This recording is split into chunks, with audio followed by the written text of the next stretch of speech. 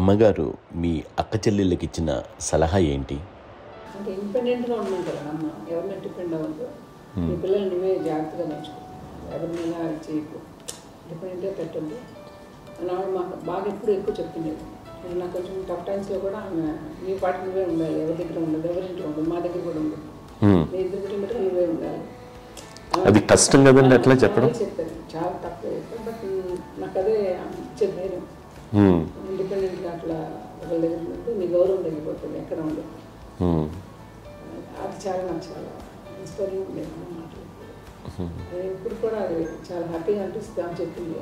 అంతే కదా, ఇప్పుడు మనకి ఏదైనా రోగాలు వస్తే వేసేస్తాం, దాన్ని బాధపడుతుంది మనమే. బట్ తగ్గించే వాళ్ళు కన్సర్న్ చూపించే డాక్టర్స్ ఒట్టుకోలు కింద కింద ఉండొచ్చు, కానీ పోరాడాల్సింది మనమే. నాకు సార్ కొంచెం ఏదో ఒక డిప్రెస్డ్ ఇదేదో వస్తే ఫేస్ ఒకటి నేనేదో ఇంకా మా అందరి నుంచి నేను సపరేట్ అయిపోయినట్టు ఒక సిచ్యువేషన్ వచ్చినప్పుడు అమ్మ నన్ను పట్టుకుని I'm there for you, yes ఎవరు నువ్వు అన్న ఎస్ అన్న ఫ్రెండ్స్ కానీ ఎవరైనా సరే ఎప్పుడు కూడా అలోన్గా మటుకు అనుకోకు నేను అన్నాను. ఆవిడ నన్ను పట్టుకొని ఇచ్చిన అఫెక్షన్ లేదా ఫీలింగ్ అసలు బలం అన్నమాట. ఏమన్నా చేయగలను నేను, పర్లేదు ఇంట్లో నాకు ఏదైనా సాధించగలను అని ఒక భరోసా తల్లి దగ్గర నుంచి రావడం అనేది నాకు ఎవరు అవసరం లేదనిపించింది. అంత స్ట్రాంగ్గా ఆవిడ వెరీ స్ట్రాంగ్, వెరీ ప్రాక్టికల్. అంత స్ట్రాంగ్ చేసింది నాన్న చెప్పండి. మా పిల్లల విషయంలో మేము కూడా మేబీ అంత స్ట్రాంగ్ కాదేమో, సెన్సిటివ్గా ఉంటాం, కానీ అమ్మ మటుకు చాలా స్ట్రాంగ్గా ఉండి మమ్మల్ని కఠినంగా ఇలాగే ఉండాల్సింది, ఇలా ఉండండి అప్పుడే మీరు నేర్చుకుంటారు. ఇక్కడ అమ్మ పాజిటివ్నెస్ గురించి ఇంకో మాట చెప్పాలి. అంటే తన బిడ్డలకే కాదు, ఈ రోజున మా రెండో పాప శ్రీజ కూడా తనకి లైఫ్ చిన్న డిస్టర్బెన్స్ వచ్చింది. ఆ టైంలో కూడా తను ఏముందంటే అప్పుడు నాన్నమ్మ దగ్గరికి వెళ్ళాను, తను ఇచ్చిన భరోసా, తను ఇచ్చిన మాట వెళ్ళలేని ధైర్యం వచ్చింది నాతో. నాన్నమ్మ దగ్గర ఎప్పుడు కూర్చోస్తాడు అప్పుడే పాజిటివ్ ఫీలింగ్ వస్తుందని నాతో షేర్ చేసుకుంటాను. తను మాతో చెప్తుంటే అనిపిస్తుంది కరెక్ట్, అమ్మ ఏం పర్లేదమ్మా, లైఫ్ అంటే ఒకరితోనే అయిపోదు, ఆ ఒక్కడి వల్ల వాళ్ళ ఇన్ఫ్లుయెన్స్ తోటో వాళ్ళు మన మీద నియంత్రించడం కానీ మన బాధల్ని వాళ్ళు చేయడం అవుతాం.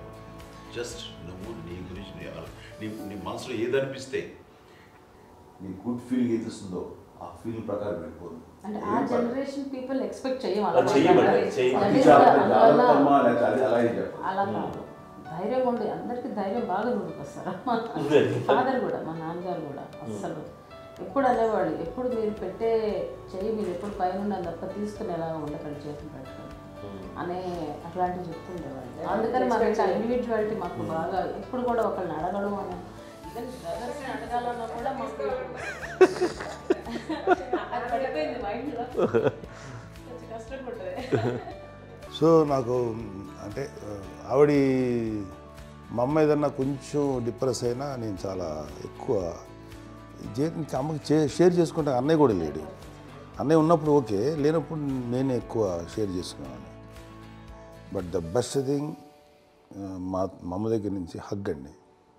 ఈరోజు కూడా మా అమ్మని హగ్ చేసుకోకపోతే అంటే అది నాకు మా అందరిలోనూ, అంటే ఆవిడ పెద్ద చదువుకున్న వ్యక్తి కాదు, పెద్దగా బయటికి వెళ్ళి ఎక్స్పోజ్డ్ కాదు, కానీ ఇవాళ అన్నయ్య కానీ విజయ, మాధవి, నేను, కళ్యాణ్ బాబు ఈ రోజుకి టుగెదర్గానే ఉంటాం. మేబీ మాకు కొన్ని విషయాల్లో నాకు మా మాధవ్కి డిఫరెన్స్ ఆఫ్ ఒపీనియన్స్ ఉండొచ్చు, మా చెల్లికి మా అన్నయ్యకి అట్లా ఉండొచ్చు, ఉంటుందండి ఫ్యామిలీ అన్న తర్వాత. కానీ ద ఇన్విజిబుల్ బాండేజ్ మా అమ్మ ఇచ్చింది, ఆ లవ్ అండ్ ఎఫెక్షన్, హగ్, అవన్నీ ఆవిడ నాన్ వెర్బల్ అడ్వైజ్ ఏంటంటే అందరూ అలా కలిసి ఉండాలనేది ఆవిడ నుంచి మేము నేర్చుకున్నామండి. అది ఇట్స్ ఇస్ నాట్ వర్డ్లీ, అది నోటి మాట కాదు, అది వెర్బల్గా కాదు, నాన్ వెర్బల్గా చెప్పినటువంటి ఇది. సో అందుకని అది మాకు గొప్ప, మేమందరం ఇప్పుడు అలా ఉండడానికి కారణం, అంత కలిసి ఉండడానికి కారణం, మెయిన్ కారణం మా అమ్మ అండి. అది సో అందరూ ఉండాలనేది మా అమ్మ అడ్వైస్. ఇప్పుడు కూడా నేను ఎప్పుడైనా ఏదైనా ఫీల్ అయినా, అన్నయ్య ఫీల్ అయినా, లేదు నాన్న అట్లా వదుకు, ఇట్లా ఉండండి, ఇట్లా ఉండి ఇప్పటికీ చెప్తుంది. మేము ఎవరైనా ఎప్పుడైనా మా చెల్లితో గొడవపడ్డా అనుకోండి, నేను అట్లా అనకరా అని ఎట్లాగా అంటే ఏమో లేదులేమ్మా ఏదో అన్నాను కానీ ఫీల్ అవ్వకమ్మా, మేమందరం కలిసి ఆవిడని అసలు టెన్షన్ పెట్టమండి మేము. సో అలా అది ఆవిడ నేర్పించింది.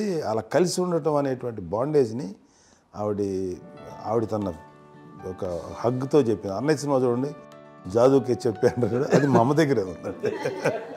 శంకర్ దాదాలో చెప్తాడు చూడండి. ఇప్పుడు మోడ్రన్ వర్డ్స్లో చెప్పాలంటే మీ అందరికీ ఆవిడ ఒక వైఫై లాంటిది. Yes, you can say that. Yes yes.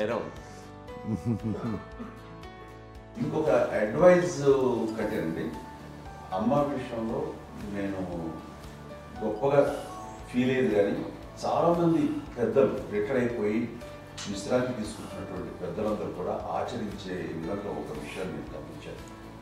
ఇప్పుడంటే నా దగ్గర ఉంటుంది కాబట్టి ఉన్నాను. అమ్మ విడిగా ఇంకొక ఇంట్లో ఉండేది 9 సంవత్సరాలు, నాన్నగారు పూర్వం దగ్గర నుంచి ఉండేది.